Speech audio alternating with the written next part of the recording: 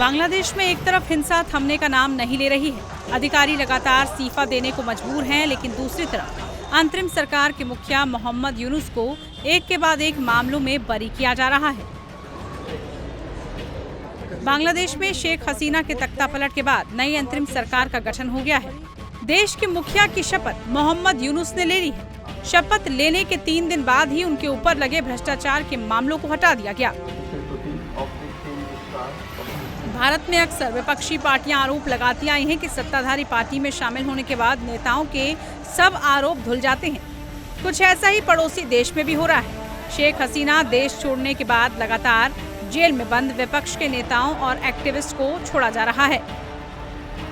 भारत की तरह ही नई अंतरिम सरकार के समर्थक लोगों को कई तरह की राहत दी जा रही है। हसीना के देश छोड़ने के बाद से करीब 600 लोगों को बांग्लादेश की जेलों से रिहा किया जा चुका है। इनमें ज्यादातर वो लोग शामिल हैं जिनको छात्र आंदोलन के दौरान गिरफ्तार किया गया था। हसीना सरकार के गिरते ही हसीना की कट्टर प्रतिद्वंदी पूर्व प्रधानमंत्री खालिदा जिया को भी नजरबंदी से रिहा कर दिया गया।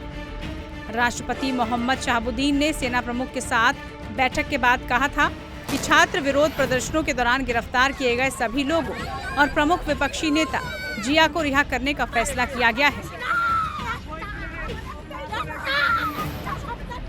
मोहम्मद यूनुस के देश के प्रमुख की शपथ लेने के 3 दिन बाद ही उनके ऊपर लगे भ्रष्टाचार के मुकदमों को हटा लिया गया। इसके अलावा 7 अगस्त को ढाका की एक अदालत ने ग्रामीण टेलीकॉम के 3 शीर्ष अधिकारी अशरफुल हसन, एम शाहजहां और नूरजहां बेगम को श्रम कानून उल्लंघन मामले में बरी कर दिया है। जमात इस्लामी के भी कई सदस्यों को रिहा किया गया, जिनको हसीना सरकार में जेल में बंद किया गया था। पिछले महीने शुरू हुई नौकरियों में रिजर्वेशन के खिलाफ प्रदर्शनों को हसीना सरकार ने बलपूर्वक दबाने की कोशिश की। इसके बाद ये छात्र आंदोलन हसीना के इस्तीफे की मांग में बदल गया। छात्रों को तमाम विपक्षी पार्टियों और सरकार की दमनकारी नीतियों से परेशान लोगों का साथ मिलने लगा।